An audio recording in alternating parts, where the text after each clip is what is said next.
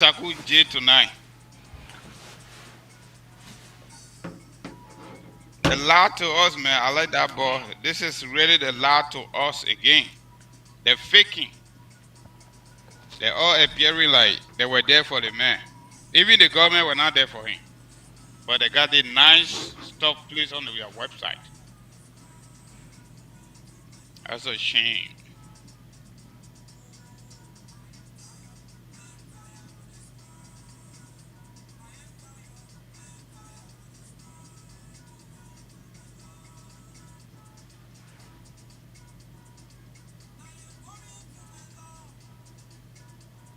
Oh, this is not too bad too though. But we should not be using that. They go into a love, but it's not Muslim man. I mean not Christian. The lie to us, man. I like that boy. They on the recording. Oh.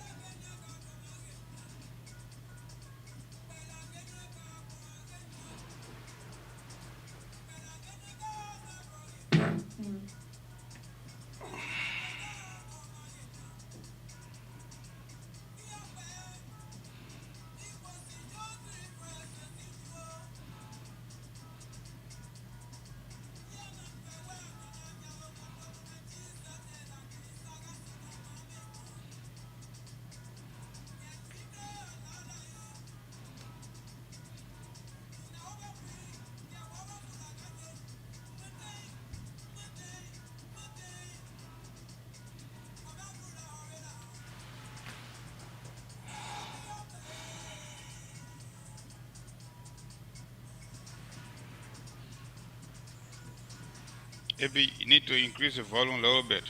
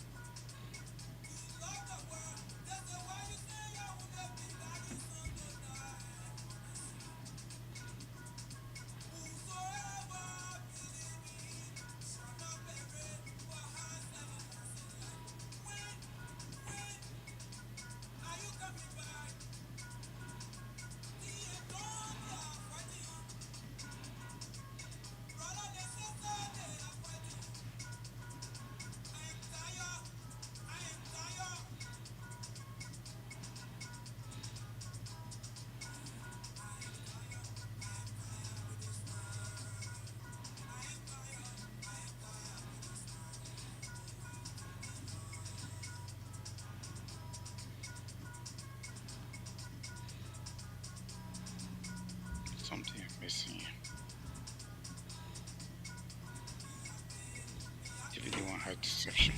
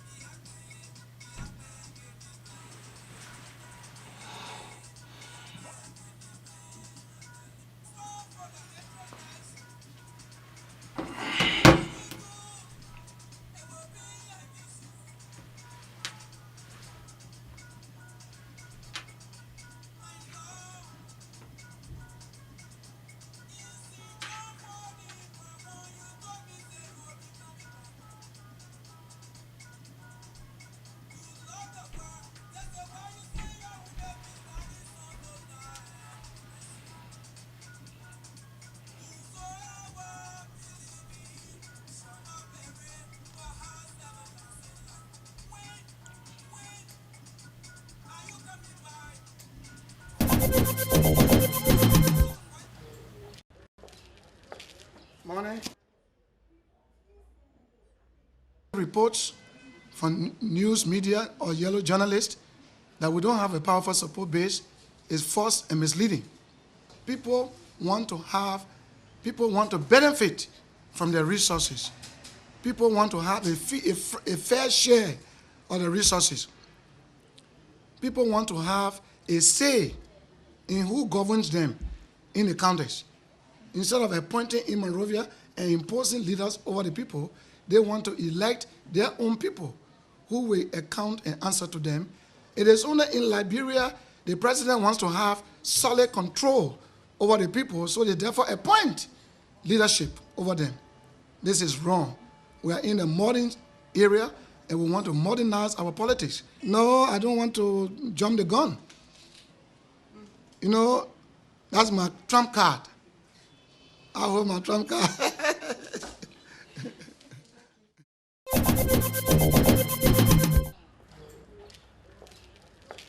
Morning. Reports from news media or yellow journalists that we don't have a powerful support base is false. Mary Dimini lived her worst nightmare during Liberia's first civil war. She may never recover from it. They call here. They call here. They call here. They call here. He said, oh my God. By the time the Jew hit at chest, he dropped. 27 years later, Dimini carries on with the tasks of daily life in front of the house she rebuilt after rebels burnt it. Yet she still carries the memory of seeing her first husband, Sir, tortured before her eyes. Dimini's husband paid the price for what his wife calls telling the truth to a UN team of investigators visiting Foya district. You know, more router, all the zinc, all the material that were in the hospital, they care all. They leave the place empty. Yeah, that's what my husband said. So after that, when the white people left with their car, they get on my husband. Today, the Free Pentecostal Mission sits on the spot of the former referral hospital in the district. The Boma Hospital was allegedly looted and later shared by the United Liberation Movement, known as ULIMO. They were led by Commander Ali Kosha, whose war name was physical cash. He was notorious for looting anything that could be sold for cold hard cash. Foya residents remember a man driven by hunger for money and power and an appetite for killing. They recall that Kosha and his troops had no mercy for those who betrayed them and exposed their looting, like Dimini's husband. When General Kosha heard that it was Indimini and Othello that linked them to the looting of this mission, they were tied from morning up to the point that the UN car came and dropped them and went back to Bonjama. They tied them until Indimini got killed. They take the hat with some material they need, they put it in their pen. Then they pour a face up like this. They balling now. Say, lawyer got up for you. Kosha's soldiers were the ones that slaughtered him and they ate him. Kosha's soldiers at the headquarters. He was the only man that was bold to say that Ulimo were the one that rooted that place. And that for that, he was killed and he was eaten by Kosha's soldiers. Godfrey Taker was forced to work as assistant mayor of Foya City under Ulimo. He recalls how he and his boss, the mayor Eric Ponke, were forced to drink alcohol and then locked up in the trunk of a car. They had angered Ulimo by refusing to recruit men for Kosha's rampant raids and pillages. Taker claims looting was among the top crimes Ulimo committed under Kosha's watch. Throwing laws, carrying it to the border by force, whether you like it or not, is not willingness. They will owe you when the man needs 10 manpowers. When he can get 10, when he can get 5, the 5 will be locked in their horses until they can get another 5. Reverend John Tama is the principal of the Free Pentecostal High School. It was one of many public facilities allegedly looted and shared by Kosha and his soldiers. Tama recalls how Kosha's men would take anything of value, no matter how big or small, to sail across the border. We had a generator, a machine that we're using by then that was looted by General Kosha and his men. And men from this end were forced to transport that to Gegedu by then. And they also looted the health center by that time and took off so much money, cash, trucks, hospital materials like microscopes and everything that you can imagine were taken from here under his command, under General Kosha's command to Guinea. Not only that, even the zinc over houses. No zinc, no house up this mission and in villages was left untouched. The scars of Ulimo presence are still visible here in Foya, Lofa County, their stronghold nearly 3 decades after Liberia's first civil war. Under Ulimo, this region witnessed the most atrocities according to the TRC report. Bullet marks are still seen on many public and residential buildings like this one. Many structures remain in deplorable condition because there's no money to renovate them. Wherever we go in Foya district, we see skeleton structures of Ulimo past. This palm mill once was a major source of livelihood for locals. A sea of tall grass and layers of rust engulf what used to be the Liberia Produce Marketing Corporation. Justin Foya holds a milling machine that he says was stripped and set on fire by Kosha's troops. Foya worked here as a security guard then. he takes us on a tour of what remains of the palm oil mill that he saw ripped apart and later destroyed, allegedly under Koshas command. Foya witnessed the rebels looting everything here, including the mill's manufacturing machines, generators, storage tanks, and zinc melters.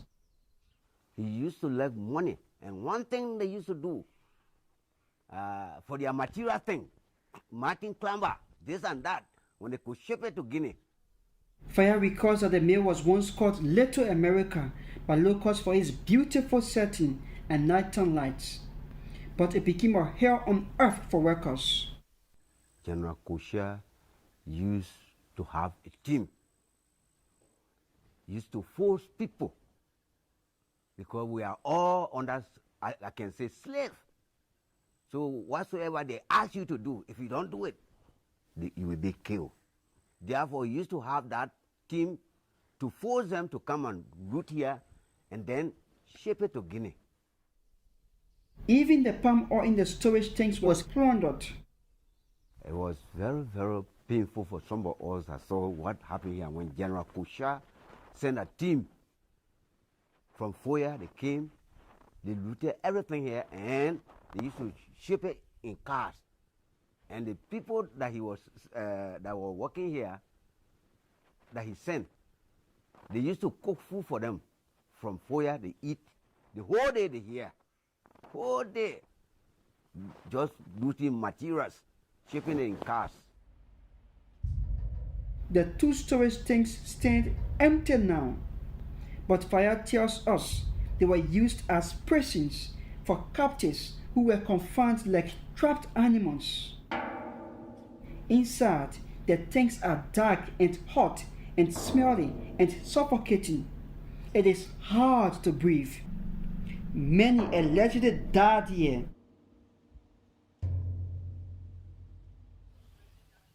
The only power grid also allegedly fell to Koshia, leaving Foya in darkness with no electricity.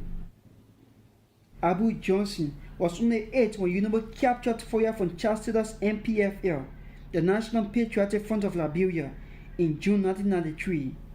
Johnson remembers the beauty of the local power grid before it was allegedly looted by UNIMO rebels. But this machine was a very powerful machine. As you see it, you can even see the structure. They have some cover material, just like during the war, it was actually the demonstration of the war makes most of the materials that used to be there. They are not there now. Yeah, they have taken some parts. We had a generator, a machine that we're using by then that was looted by General Koshia and his men. And men from this end were forced to transport that to Gegedu by. An empty frame of the machine still stands today, another skeleton of the past. Broken glass from blown out windows is still scattered on the ground. For war crimes allegedly committed during the First Liberian Civil War, Koshia goes on trial in Switzerland. We need justice. If you wrong or you do bad thing, when the people say that you do it, then you may kill somebody for that. Let the old who that killed my husband, because my husband talk the truth. Let it be killed too. Koshia should receive the same punishment that he gave to our people by slaughtering our people. He should be killed, not forgiven. Koshia's alleged widespread looting combined with the violence in which it was done could be a key argument for Swiss prosecutors to secure a conviction. For survivors in Foya, this will bring some justice for all that was lost.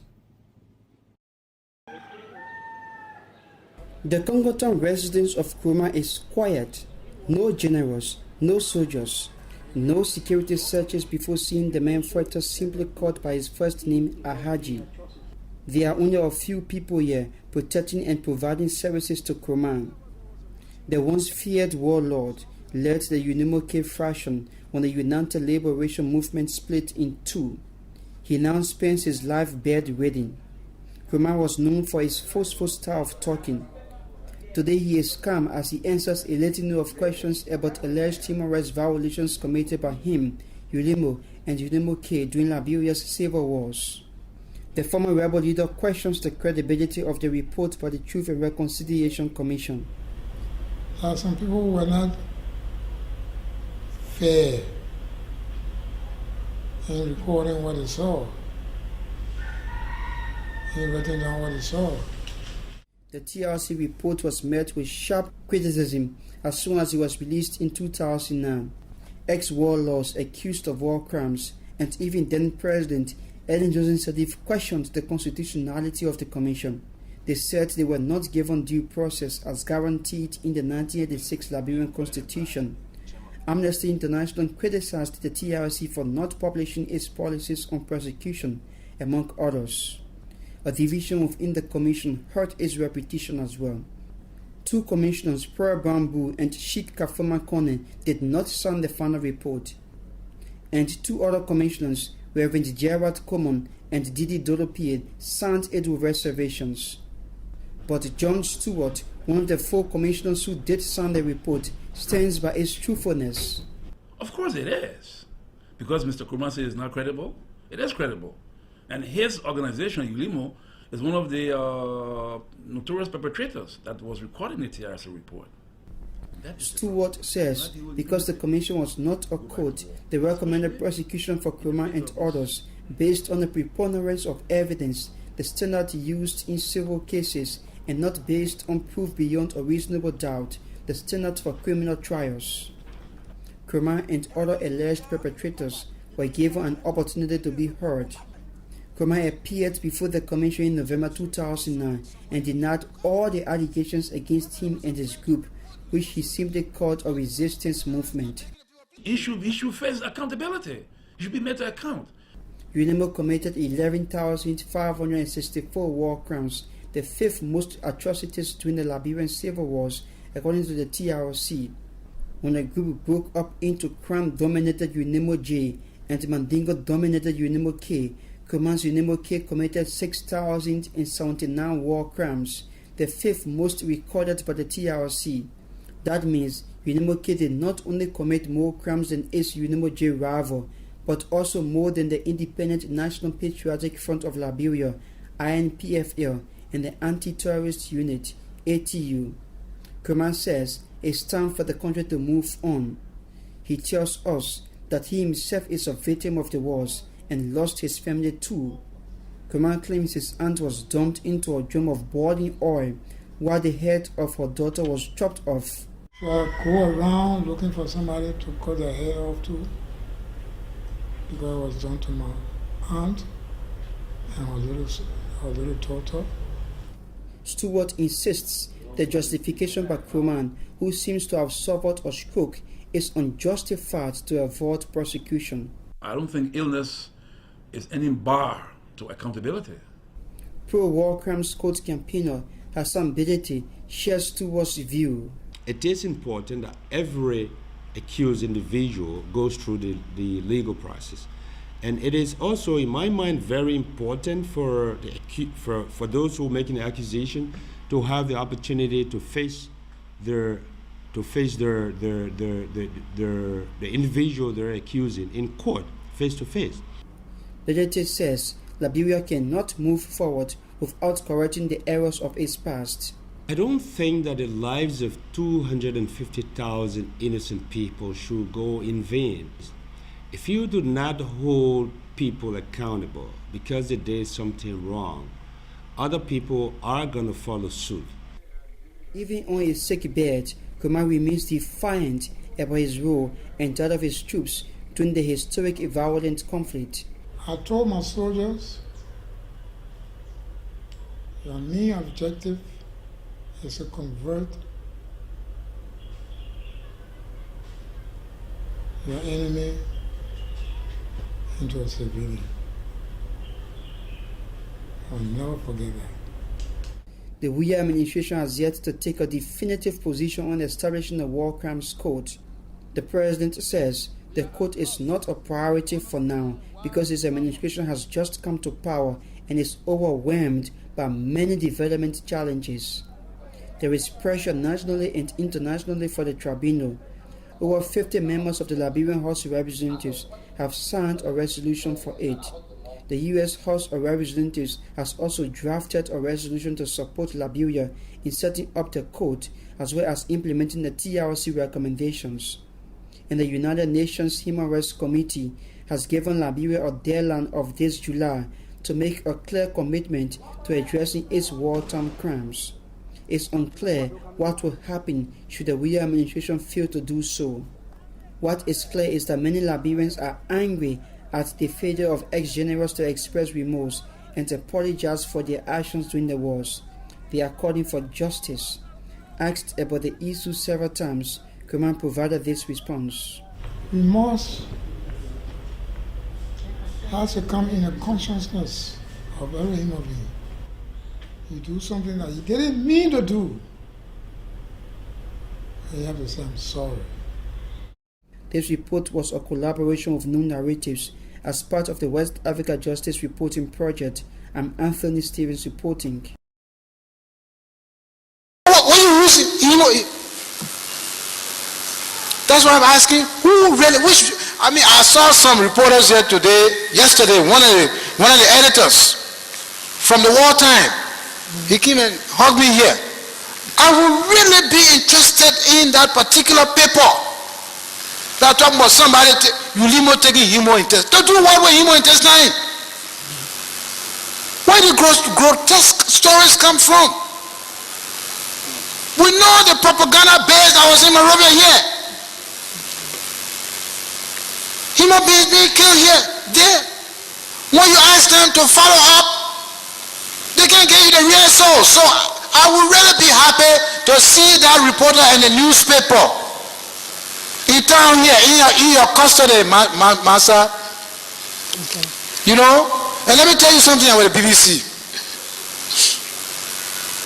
When it was being reported that later on, after Mrs. Salif had gone on the air and talked on the BBC about her wish that the mansion comes down.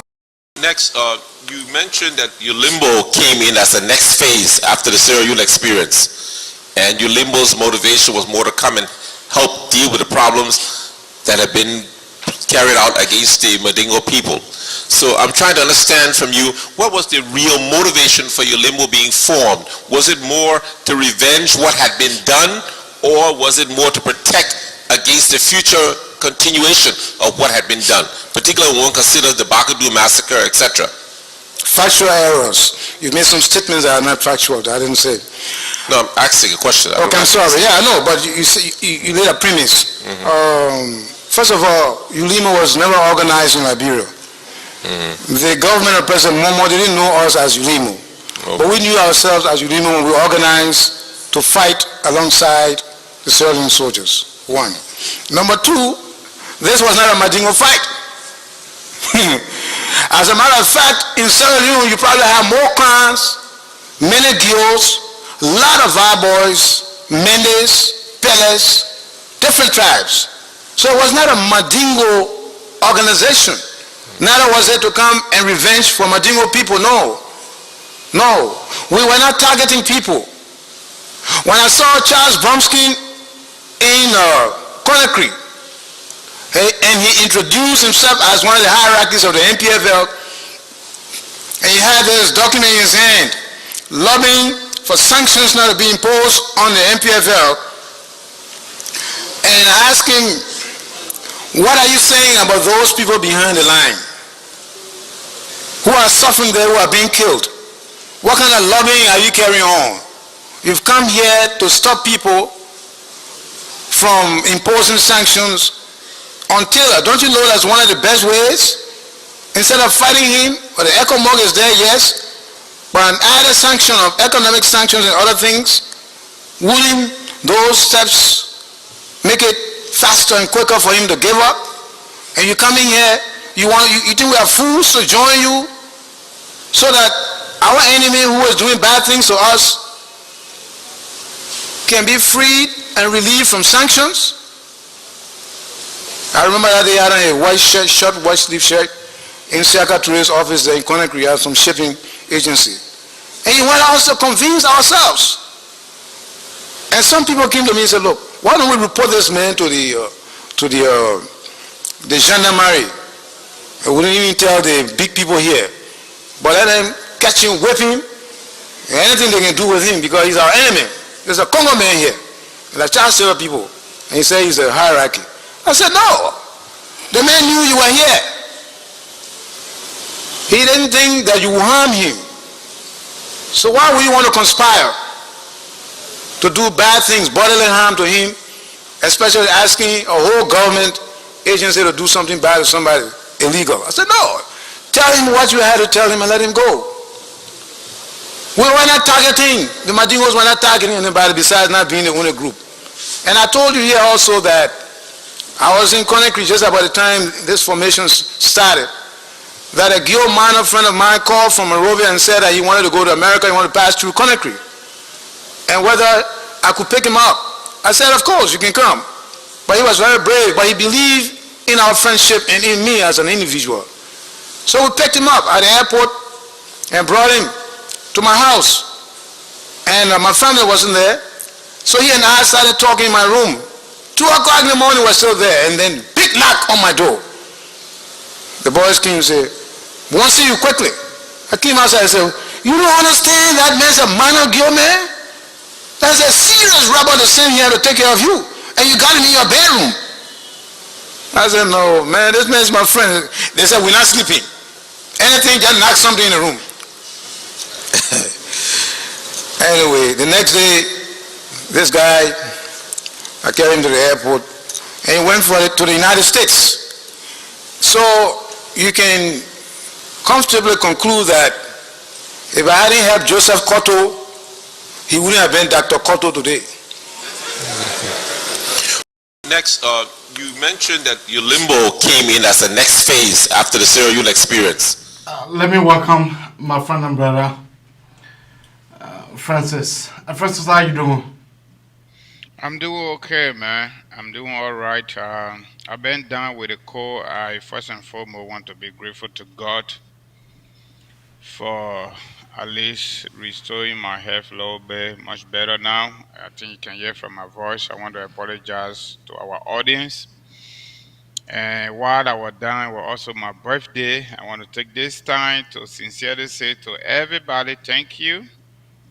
Especially Abraka Talk Show CEO, Mr. Kamara, University of Liberia Alumni Association, and other friends and family members under my voice tonight. I want to say a thank you plenty, but I'm going to be coming out with a special thank you video. I could not do it before this time because my voice was so ugly. But I'm grateful, so far so good. We are here tonight. Hopefully we'll continue to be here whenever our own activities and our own health permit us to do so. So I want to say thank you for joining us, and those of you who have not yet join us. If you can make it, watch our video and share our video. Mr. Kamara, back to you. Yeah, thank you. You know, for me, there are a lot of things been going on in the Liberian community, and it is our obligations for us to talk about them. Mm-hmm. But let me pose this question to you. When you heard about the Prof death, what came to your mind? In life, there are good times, there are bad times. And for those of us who are believers, we know life is not guaranteed. We didn't know when we enter this world, and we're not going to know when we're going to go, and we don't even know how we're going to go. That is the basis of philosophy of religion. However, what came to my mind on the basis of our physical world, our deceptive human environment was These many people now I see on social media, including the government of Liberia. Forget about George, where government is continuing. I saw deception and hypocrisy to the highest peak. What do I mean by that? According to our public records, this man had been sick for over 9 years. Even the government didn't do good. But leave the government alone because that's how it has been always. Except president got interest in you. Particular president got interest in you. Or maybe minister of finance or maybe, something like that. But under our system, there is something they call pension and retirement. If the late professor served in all these capacities, even though something is missing, we're going to talk about that later on the side of the government, how come he didn't get his benefit, his just benefit? How come the government didn't do any help about taking him out of the country to send him for, some kind of medical treatment abroad like they usually do? But now we see the government acting like this man is a hero, this man, was a hero, this and that. Let's put the government one side. I'm going to read what they posted on the Executive Mansion website and also Hot Pepper got on their website too. That's a newspaper, local newspaper in Liberia. Key countrymen and countrywomen from the community, the Mandingo community. And I see them at 8 years. I know some people don't like this conversation. Yeah, they don't like it. I do not blame them because part of our problems as Liberians is deception. We don't like truth telling. We are not truth teller, and we got hurt when people tell the truth. Many Liberians are like that. Even in our little corner, when you say the truth, everybody get problem with you. You can say too much unclear. That is a problem.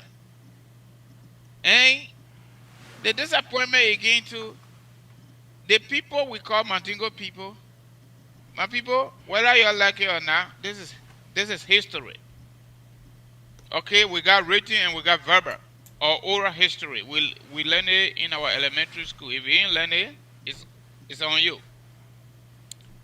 Every single successful Mandingo man today in Liberia that we know of today, it started with Alaji G.V. Kromah. There were Mandingo living in Liberia before the country was even officially established. They had a specific county, they had a district. I don't want to go to history right now to give it to you free. Maybe eventually I will give it to you. But prior to Kromah public acknowledgement in government, the Mandingo people were not where they are right now. And then followed by the formation of UNIMBO as a result of the war. Coming to the formation of ACO and being part of the quote-unquote the transitional government 3 in our country and coming all the way on this side. You want to tell me that those successful Mandingo people, look, we know that people can die. We already know that. It already established. But what effort did they make to help this man? Did they make any effort on the records? I see some folks here talking about War Chronicle, Pala. That's a way different discussion. I got a different take on that. But we have not done that yet. We will gradually talk about that. We are talking about his death as a human being that advocated, used his personal resources, his personal contact to buy arms and ammunition to defend his tribal group and other Liberians. And today, there's a clear history in Liberia. We got a Mandingo man who became a finance minister, opened a gate, big gate, that led to so many Mandingos to fall in strategic positions in our governance system. I don't want to call names, but there are a lot of names here if you will give me the permission to do so. For that man to get sick For 9 And years. for over 9 years. And the man finally died. According to unconfirmed information, he ended up in wheelchair and nobody could even look at him. That one's not to even cut you off. That was not His nuclear unconfirmed. family, yeah. No, I just want to say because we don't have any publication to it, so that I can have an escape route because I know people going to come on and see. But we have a picture when Joseph Mwambaka visited him at his home. The prof was sitting in a wheelchair. Yeah, in a wheelchair and doing everything just like nursing home. But AB, before we go further, right? According to Hot Pepper government report, the professor died age 69. But something is missing here. And this is the government of Liberia. I'm not too sure people can see this good. But I'm going to read it for you folks. Don't worry about it. Government of Liberia official notice about funeral arrangement for the Prof. But something is missing there. Let me just read this for our listening audience. This statement from the Office of the Chief of Protocol, Republic of Liberia, acting, according to them.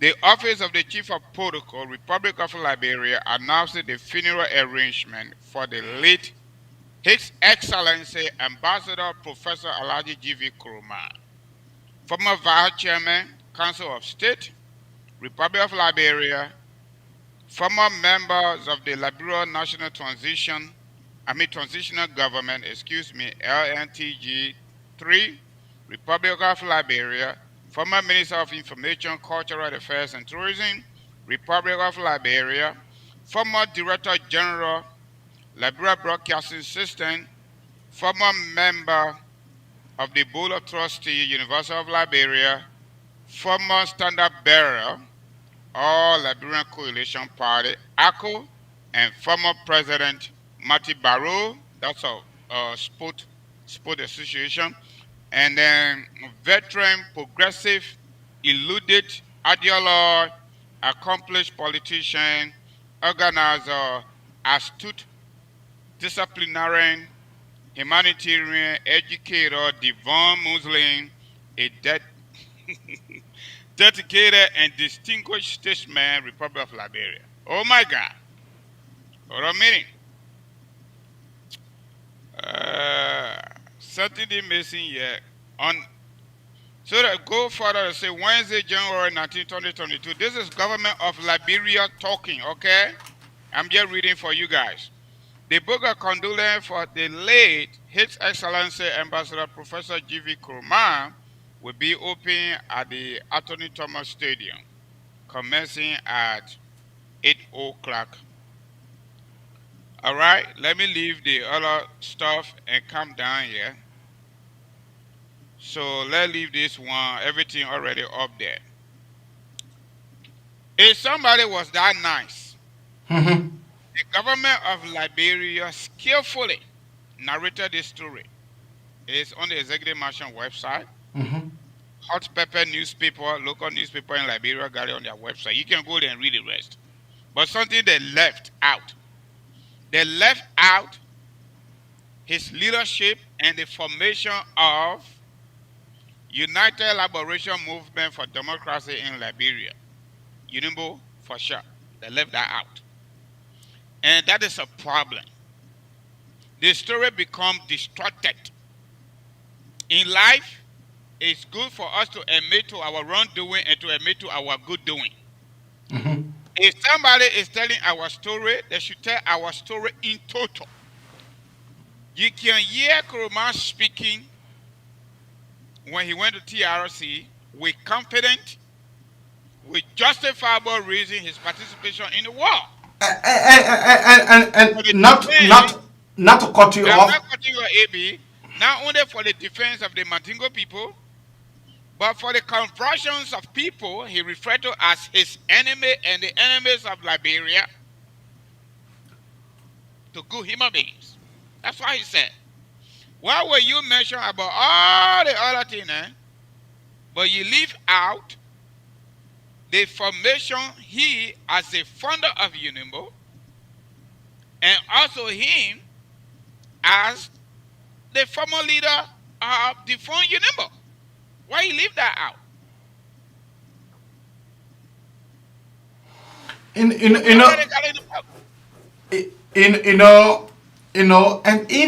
even on the man's sick bed, Kromah apologized. You never listen to that I just played? I listen to that part. Kromah apologized for those who that he hurt. So that is a clear indication that Kromah knew within himself that there were certain people that he hurt. Kromah came, look, the man that they call the chairman, the chairperson, the leader of the All Liberian Party, ACO. The man that they call the standard bearer. Listening. If someone else sitting here to tell you what listening involvements, both in law and in UNIMO, some of you guys will not leave from here tonight. Listening was seriously involved with catch.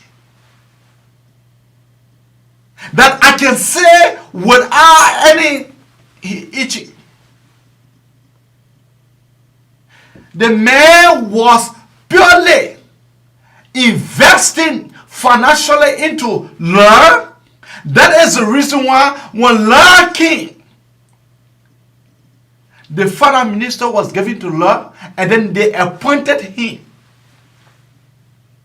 It is second the matter will just appoint anybody that they don't have nothing to do with. That you don't have anything to do with him. I can understand. Mr. Kromah was a humanitarian. I can understand. That some of you guys will say that Mr. Kromah was a humanitarian, that Mr. Kromah was a quote-unquote humanitarian. So because of that,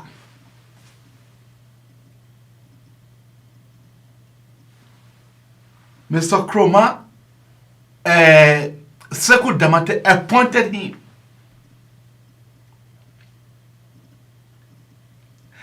The same men who have money today, they say they get money. Sekou is sick. Sekou Damate Konen is seriously sick. Where is he now? Is he still in Liberia or he gone to Guinea? Sekou is in Liberia. The Mayamu,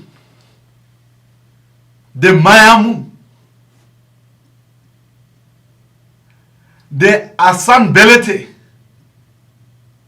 huh?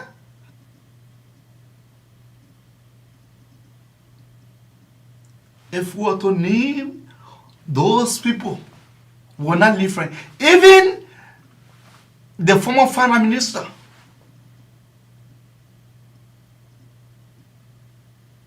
Even the former finance minister of the Republic of Liberia. And you know who I'm talking about? Yes. You're talking about Lucini Camara? I'm not talking about Lucini. Amara Kone? I'm talking about Amara. All those guys having money, but they fail. They fail to give this man a fair treatment. Then somebody telling me that what the essence of us discussing this. I will tell them after you're done. Well, go ahead.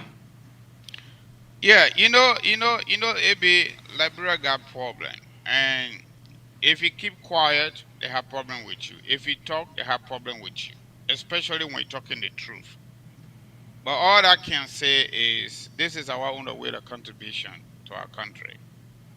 We will say what we know. The one we don't know, okay, we can research that and get it. If you get it, when there is time to call in, call and share your piece with us.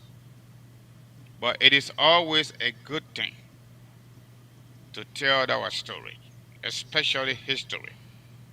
The fundamental reasons why Liberia continues to go the way it is going is because we have not been able to deal with our situation. And even as we speak, nobody pray for it. Liberia is sitting on a time bomb, political time bomb. And you know what? Political authority is the most powerful authority in any given country. In any given country. The fundamental reasons why the CDC-led government, in my mind as a political analyst, decided to omit Kromah association with UNIMBO as a founder and former leader is for political reason. But they missed it too. They wanted to gain any political capital from the issue of Kromah. Alhaji G.V. Kromah may still rest in peace.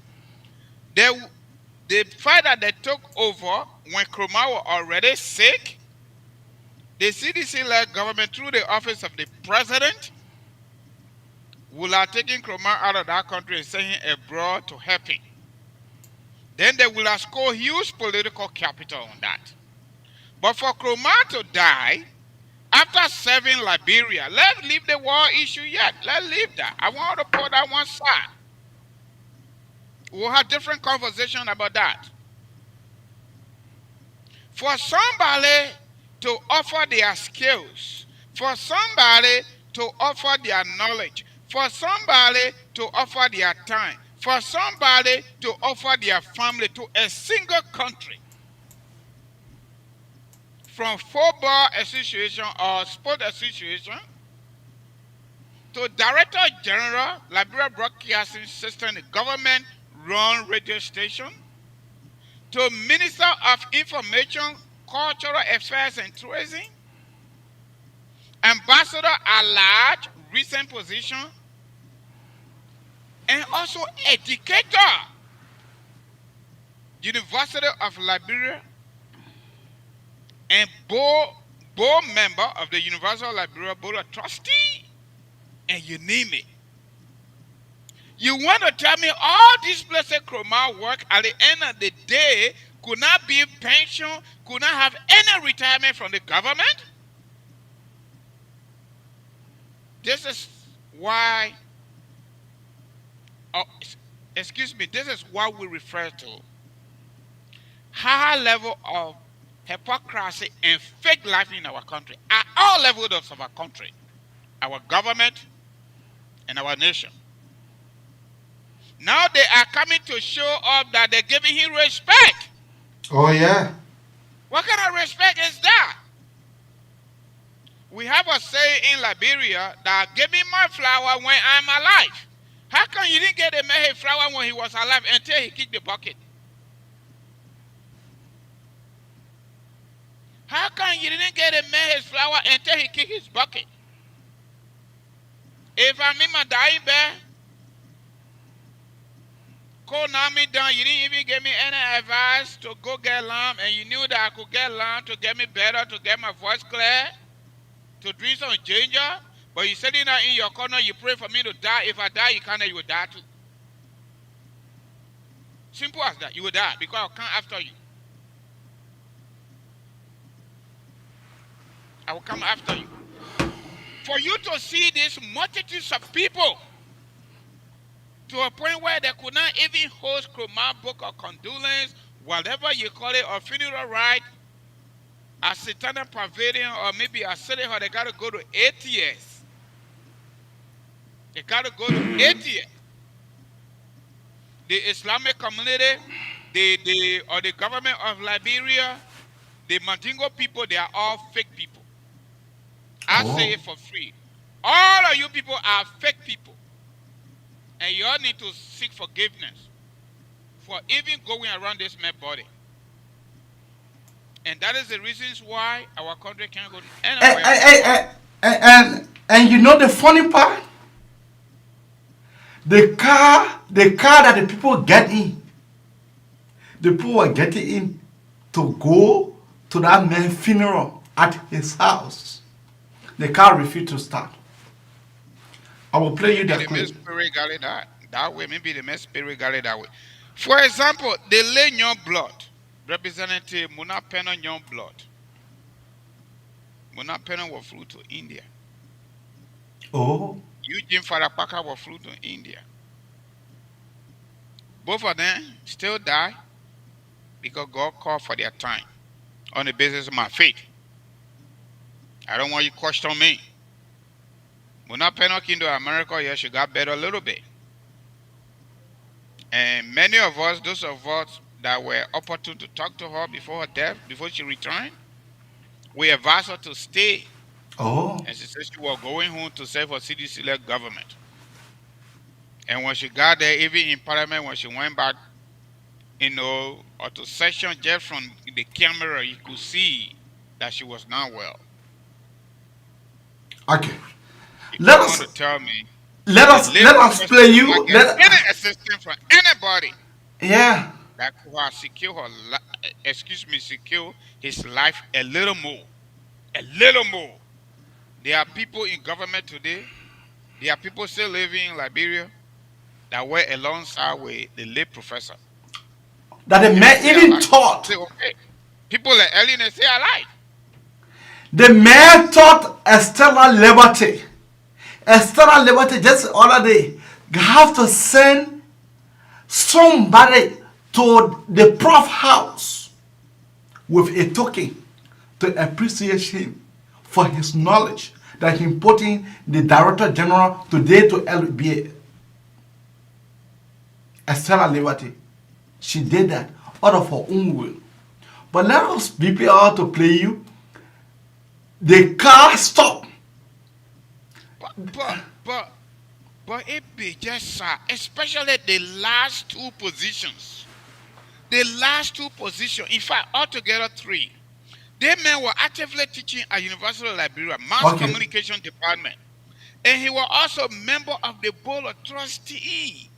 And then, Ambassador at large during Ellen regime. You listened to the scorecard yesterday, produced by, I think, RED, something like that. There is a senator that been sick, saying he got elected. He never been to session. He's sick, but he's taking pay. He's taking pay. What is our social security and welfare corporation? Especially government officials, in fact not government officials, government employees, whether civil servant or public official, everybody pay every single time government pay. Even myself I pay, I brought my card here. You want to tell me Kromah, University of Liberia could not offer Kromah anything? Oh. You want to tell me Minister of Foreign Affairs could not offer Kromah anything? Oh. Now he passed away, they come up with a fake news here, they call it Book of Condolence. But let me play. But let me play you this clip. All right, folks, a pleasant good morning. Once again, this is Vision on Online TV, and we are at the home of the late former councilman, former president of Magtabaro, former LBS boss, and former information minister, the late Professor Alhaji G.V. Kromah home here. And after here, we will be going to the 8 years for the funeral rites. And this is Vision Online TV. We are here, folks.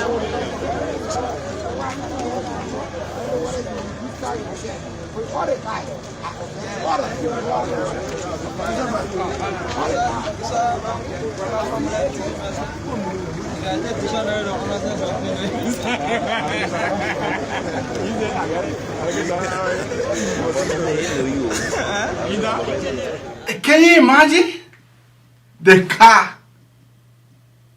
Hey, the car, and people are sitting in a car waiting for the car to take them to ATS, but the car could start before they could arrive. All of a sudden, the car refused. And let me play you the so-called standard bearer clip. He entering ATS. Elections where he came third with a 4% of the total vote cast.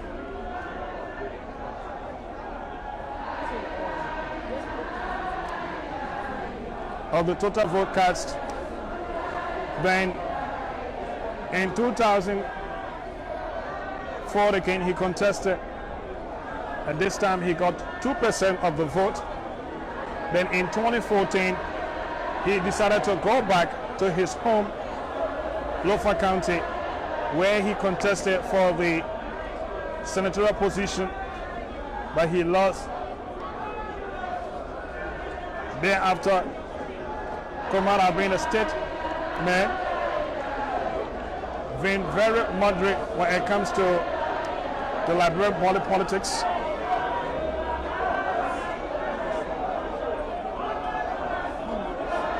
So we are here, you see hundreds of sympathizers. Hundreds of sympathizers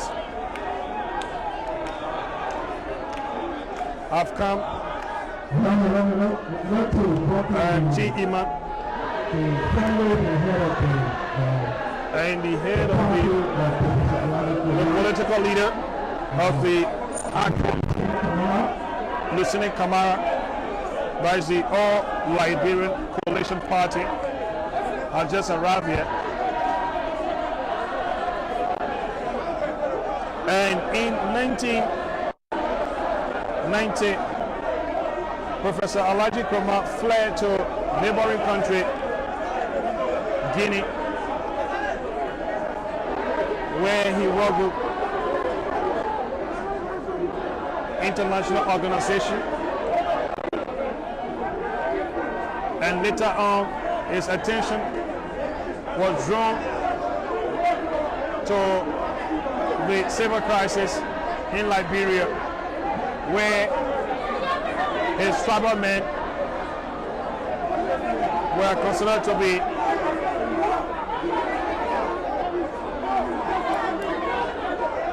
victims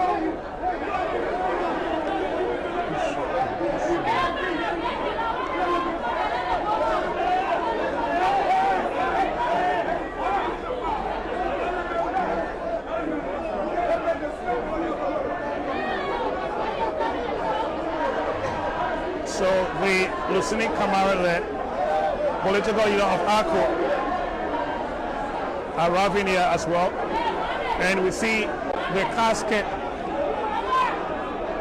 bearing the mortal remain of Professor Alhaji Kromah is carried shoulder hard by supporters.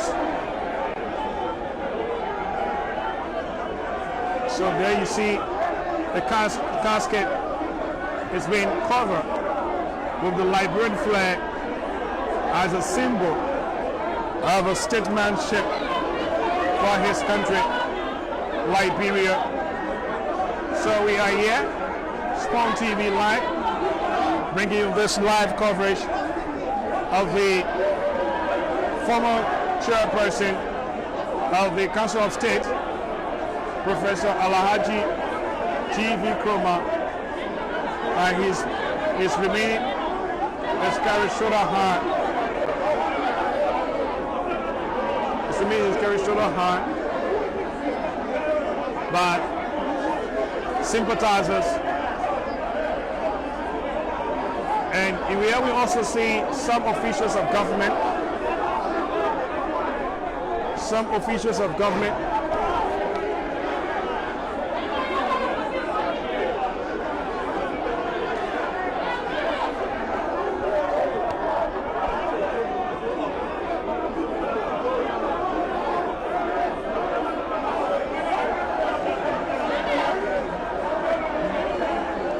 there you go.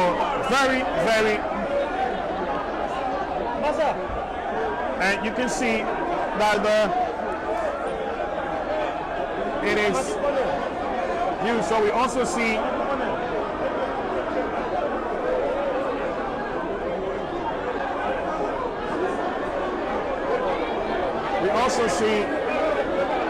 family members of Alhaji TV Kromah coming in. But it seems to be a little bit chaotic right now because of everybody wanting to come to the VIP. But we also go back to the main stadium there, where the remains of the late Professor Alhaji TV Kromah.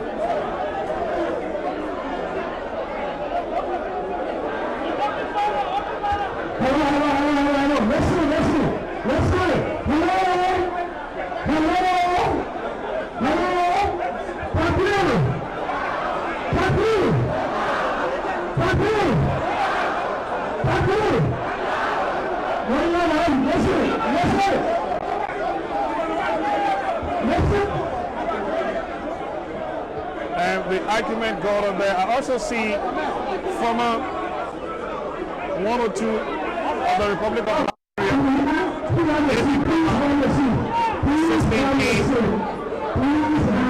making sure the order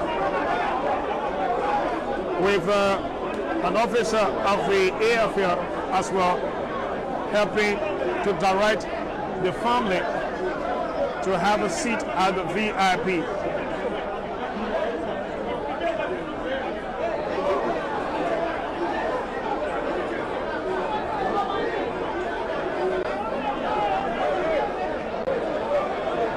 So again, we go back to give you some background information about the late Professor Alhaji TV Kromah.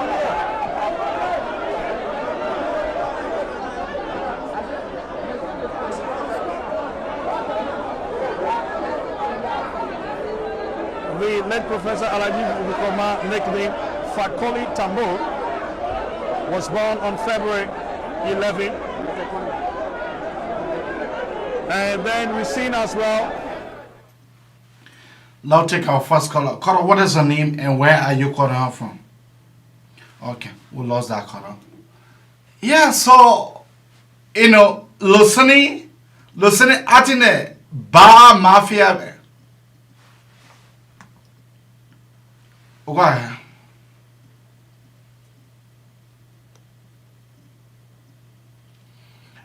Listening, I cannot just believe my eye. For the man to be taken over. You saw before he could arrive, you saw the people holding a poster. He listening poster with accurate on it. Go ahead, Francis. But ain't he's a standard bearer? Yeah. He's a standard bearer.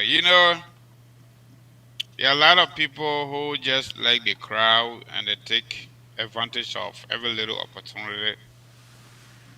It's a sad situation, especially death. I totally agree with family members, but equally so, we need to treat each other with some level of love, care, and gratitude. But the recent time, especially, I'm not talking about anybody else, but the late professor, knowing what we know, and even if we were to examine our history, government got distorted information out there, but they can only fool some people. Is it lucky to be above Mali? They cannot fool all the people all the time. Okay. Okay, so Now hold you there. Now take our first caller. Caller, what is your name and where are you calling from? Ali, you are sounding very low. Hold on. Let me make one or two adjustments. Hold on.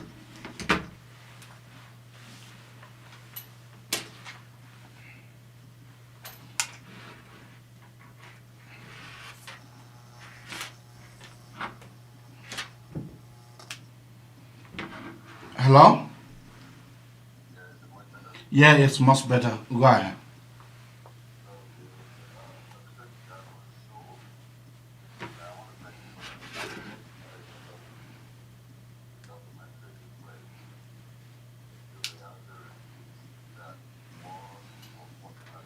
Mm-hmm.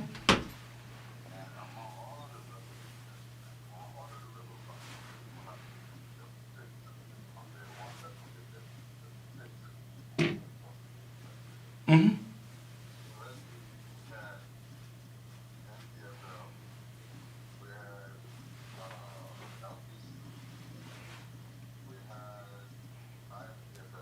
Mm-hmm. Mm-hmm.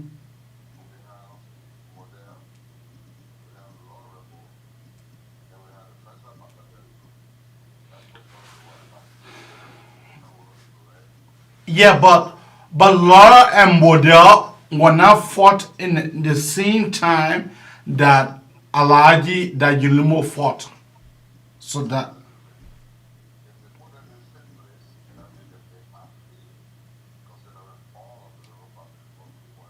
yeah.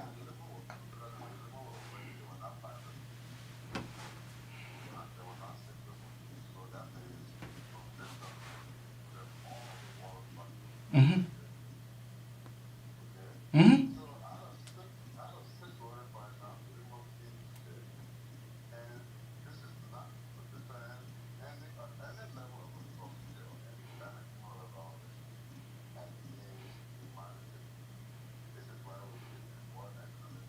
Mm-hmm.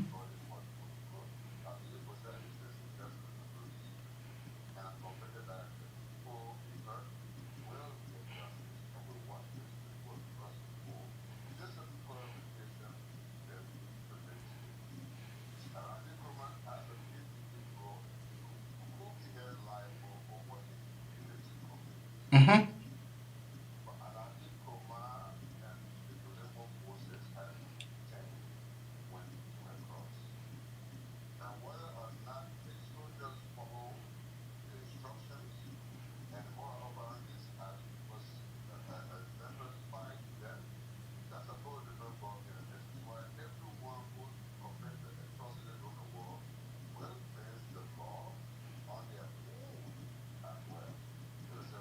Mm-hmm.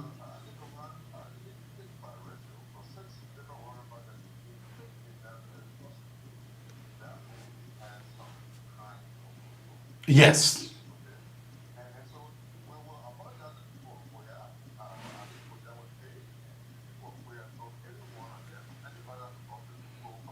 Uh, wait. Our listening audience are saying that they are not hearing you. So let us be able to make some adjustment very quick. Hold on.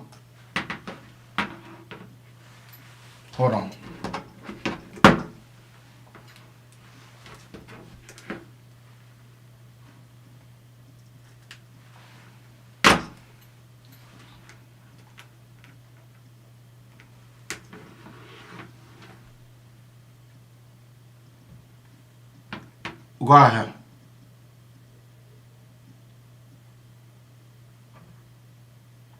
Go I'm with ahead. the caller. You still talking low.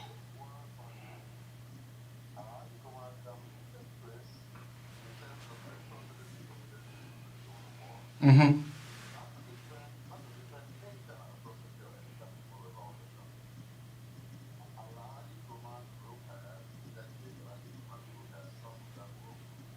Yes.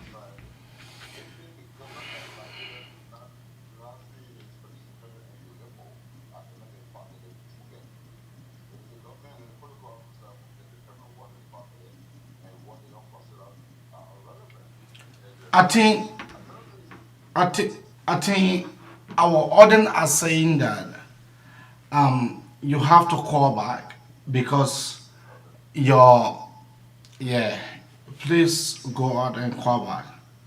Thank you. Yeah.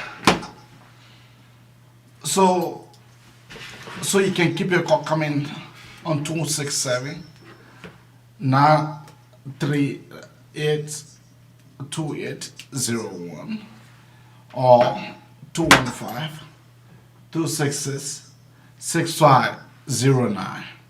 That is the number to call. But AB, I thought of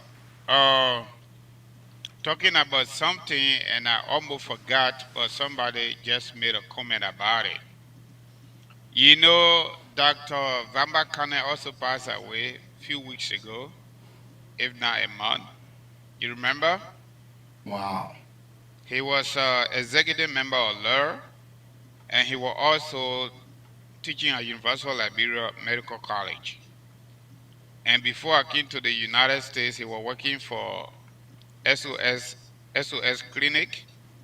He was teaching physiology at University of Liberia Medical College. And I actually had a chatting with him at the clinic there when I took my son there. He was sick, Francis Jr. And I don't know why government of Liberia didn't make it. And then maybe the date, but I'm not too sure. Why they didn't show up or anything like that? Because he was also a former government. He doing the distribution of rebel government in Liberia, the last rebel government that took doing Judy Bryant time. He was appointed as transport minister. You remember? Yeah. Yeah, Dr. Vamba Kane was appointed as transport minister.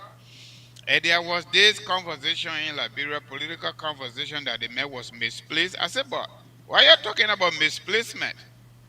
These are people that kill us, we're giving a job. That's how we arrange our peace process. The people in Southern didn't do that. The people in Southern told them, say, we're going to get at you guys, whether you get what, you don't get what. In fact, certain area, you're not going there. When Foya Sanko was appointed as VP in Sierra Leone, I can still remember that arrangement, and he started to misbehave, they arrested him. Okay, so that man is a medical doctor. 3 medical doctors. Not only a doctor, but he's also a professor. Okay, at University of Liberia Medical College. They join the rebel base and they come. Then they dividing positions because that's how we did it in Ghana. Then you telling Jerry Bryan what he got to say into transport. You think they think that any database and that hustle. That hustle time, yeah. That's what I told people in University of Liberia. I said this is hustle time. The people that make Liberia to look like a hustle ground. Not even look like it's a hustle ground. You see, George, we are hustle on football. He hustle on football, whether he got the benefit of the hustle or not. At least majority of the young people, realize that Joshua was the kind of guy that had a semblance of our generation. So we're giving the presidency, and only to go low, the men hustle were not successful on the football field. So now he hustling on us. So Ellen Johnson said he did the same thing. She worked for McDonald's here in America, just the way we're doing it. She worked for UN, according to her. She worked for this, World Bank, she worked for all those people. The hustle was not successful until she didn't put that one Congo in Liberia. Today, she lives in her my house. So she became president for our country. We gave it to her. 4th female president of Africa, 4th female president of that, all that funny stuff. At the end of the day, what happened? She generated money from world leaders, friendly government, friendly organization, deposited in Liberia. She took it and divided it among she and her children and her friends. When international journalists talk about it, then she get angry because what? We Liberians don't promote good morals. We don't promote good people. People that destroy us, we promote them. And that is the fundamental reasons why The country is going the way it is going. Until we can change our mindset, I still remember my elementary civics. They said the smallest unit of any society is the family. And when you go to biology, natural science also talk about that. The the smaller unit of any organism is a cell. Okay? When that cell is destroyed, your immune system will break down gradually. And that's what's happening in Liberia right now. They Okay. want George Weah to play magic. George Weah is not going to play magic. What they put on the website, on the executive mansion website, that is the work of the government. That's how they've been doing it. Political maneuvering. Political maneuvering. They want to grab a political kick as a result of Kromah death. Famba Kane also worked for government, former Minister of Transport, former professor at Universal Liberian Medical College. Why didn't he do anything that we know about? Okay. Because they know Famba Kane could not have pulled any crowd, so Alhaji GV Kromah will pull crowd. And quote unquote, the rebranding of this so-called ACO, the way I'm looking at it, We'll come as to a that. political analyst, I think there is some kind of sedition investment in there. Let the Pastor Charles Aku. Pastor Charles Aku, how you doing? I'm doing quite all right.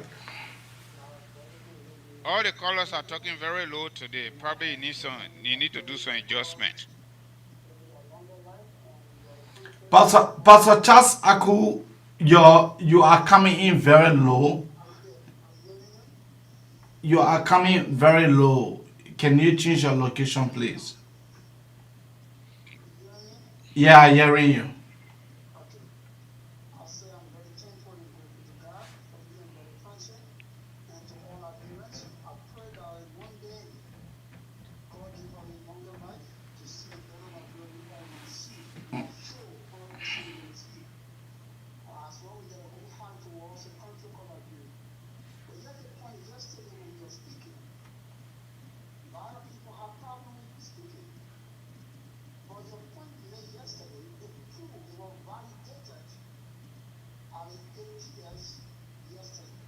Oh.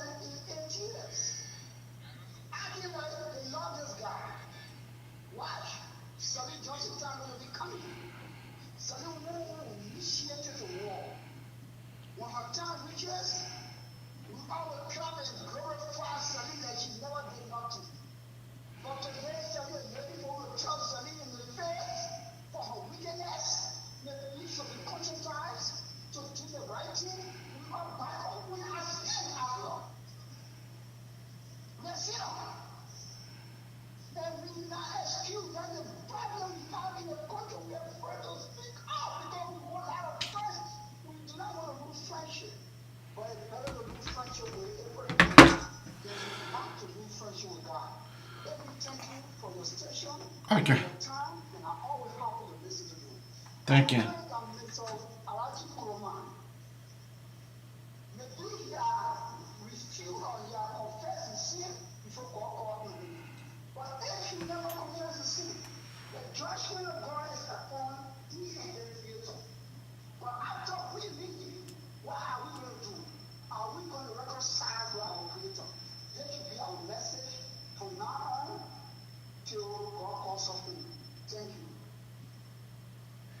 All right.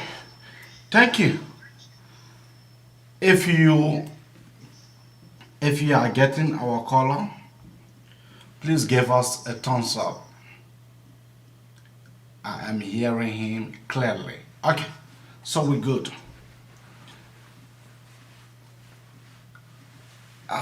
My friend and brother. The pastor talk about reconciliation. Thank God is a pastor. But let me tell our Liberian people, our audience, whatever religion you believe in, whatever faith. Now take Samuel. Samuel, how you doing? Yeah, we're trying here.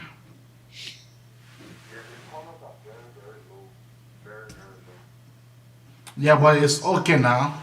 It's okay now. Anyway, you guys are talking about atrocities, get help from UL and the government and other places. For me, I'm not going to talk about him having the war because we all know he was a war law. And they all know to go to the warfare thing. So I'm only talking about the civil government aspect. See what they're not telling these people, bring form that what I tell is that Liberian people understood the language that they don't speak in. They will know that it is in everyone's interest. That country needs a total reform. This is the reason why you see wherever a new government comes in place, they want to steal as much as possible for themselves because they do not want to set up a system that will lead tomorrow and benefits them. It is the same reason why you find Nessie do running around today for justice to get her pension or benefit. You find the rest of them running around. There's a guy out the representative of District 16, they used to call him Bartlett. He was a school teacher. That guy was working. He was a teacher. He was teaching the government skills for other schools and looking at. That guy became a representative, and he had a wife that used to sell pool and stuff, and when he married one young girl, he felt he was the big boys in town. No saving, nothing. That guy was just malassing around, hoping to get pension of benefit. Today, that guy has taken down like that. When I went 2016, I saw that I couldn't believe it. Tell me if you would have advocated when you were in a hospital for them to put in place a system, but now they would have benefited all of them. And you see, this is the reason why I don't feel sorry for any form of government official. And I will say this over and over. Any form of government official or your children, when the system go against you, I don't feel sorry for you. Especially for the ones that have very good influence that could have changed the narrative in the country. I do not feel sorry for you. Because if you would have advocated when you were there, by this time, you would have benefited. The other CDC, the thing they did the other time when they gave GMB a pensioner benefit, then John we are well, all I paid Joseph Brother medical bill. So until people can sit in their offices and know that this system of government benefit needs to be put in place for every civil servant, everybody will be the victim. It's not just one person. If it doesn't affect you, it will affect your children. So that's what they need to know. So it's not just about Professor Kromah. It's about majority of them are leaving office. And trust me, the same system will affect we are children tomorrow. It will affect my children. It will affect their children tomorrow. Because they haven't put in place any support system. But when they leave, this is why you see the AFL are protesting every day. The students are retired. Because there's no system in it. There is no system. That's why I always tell the community people, you need system, you need justice and accountability, and you need a rule of law in that country. Creating jobs and other stuff is important, but those things are not the priority at the moment. There are stages to get things to be fully completed. At the moment, Liberia needs a reform. Until we can put in place system in our country, It will affect everybody. And I was telling one of my friends yesterday, we were having a chat, who works in the government. He said, my man, country, we are out there.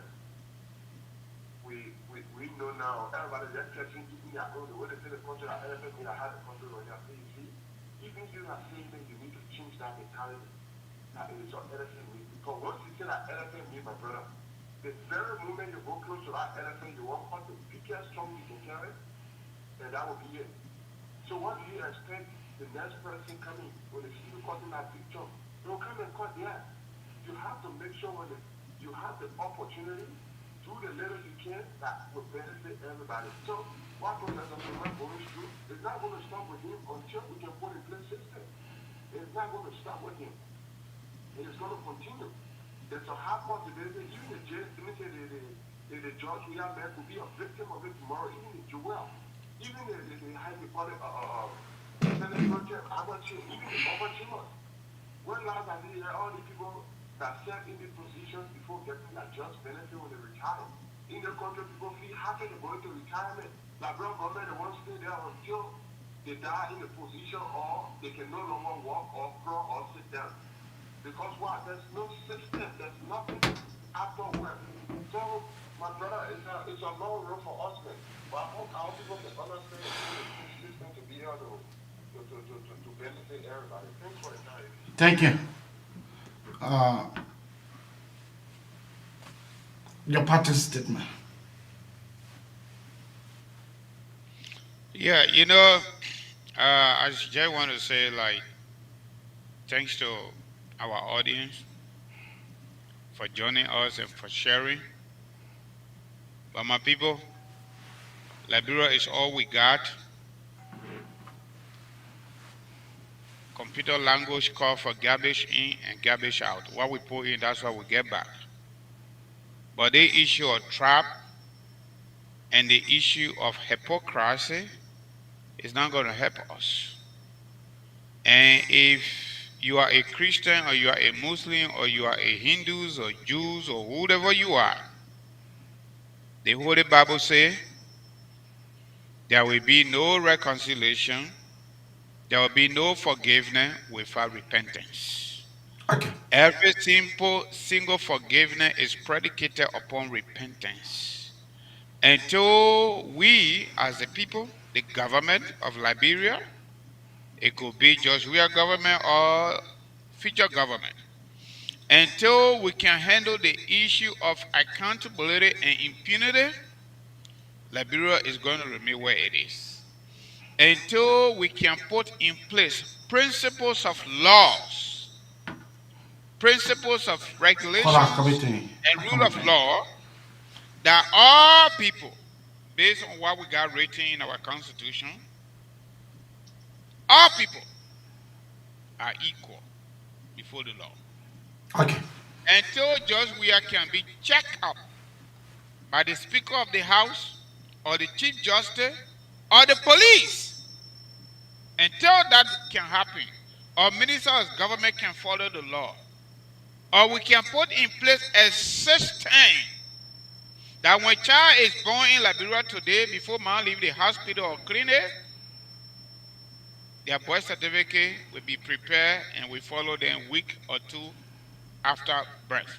Okay. Until we can put in place a better revenue generation for our country, instead of a system that expand our expenditure, that expand our budget portfolio without programs, without trickle down effect on our people, we're going to keep doing what we are doing.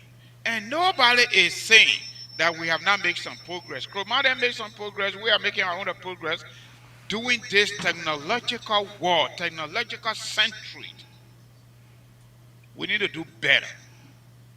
When you're pointing this finger, the other one comes back to you. And I want to close on with this. Newton tell law of motion, every action that's an equal and opposite reaction. Tongue trap is not for dog alone and not only for cat alone too. It's for everybody. Whether you sedition, whether you UP person, whether you Ellis Kumi, big brother or small brother, whoever you are, whoever I am, we are all Liberians. And all we got to do is to do something positive that will impact that country positively so all of us can have a place to go and say, yeah, this is my home. Thank But you. what we see now is a continuation of evil, continuation of corruption that we killed over 250,000 for. That lackadaisical, cruel behavior continued to exist in our national life. And that is why the country is the way it is. And I don't see it going anywhere. And we, the people, our country is a presidential driven country. Because our leaders are not good people, they are not morally right. Nobody is 100% perfect. And they're supposed to lead by example. We do just what they do when we are given the opportunity. Without much ado, I want to say thank you to everybody, and thank you for following us, and thank you for listening to us. Back to you, Mr. Kamara. Yeah, I have a quarter. Quarter, what is the name and where are you calling out? Rosa, how you doing?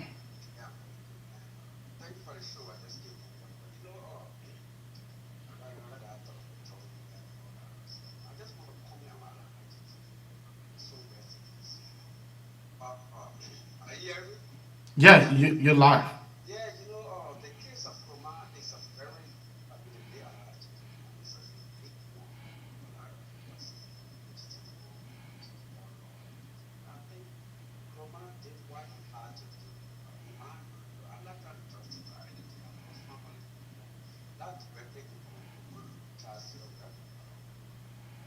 give them, but when I look at Kromah profile, case of child stealer. Child stealer was a case of career in his life. So Kromah was an educator. He was a writer, he was a journalist, a politician. So for you to see somebody of that integrity go to that length of joining the revolution, you should know that's no reason. Trying to protect people. And I mean, look, I regret it. I mean, look, he had to do what he did. In this country, when you hear George Washington, when you hear Thomas Jefferson, all those guys, the guy on the dollar bill and the $100 bill, those guys were called rebels by the British. Those are the people, when you hear the founding fathers, how do you think they called them? They were rebels. They killed innocent people. They were fighting for the winning war of independence. Those people were called rebels. They were running rebels. They were looking for them to kill them. But today, they are considered a hero because of what they did in the past.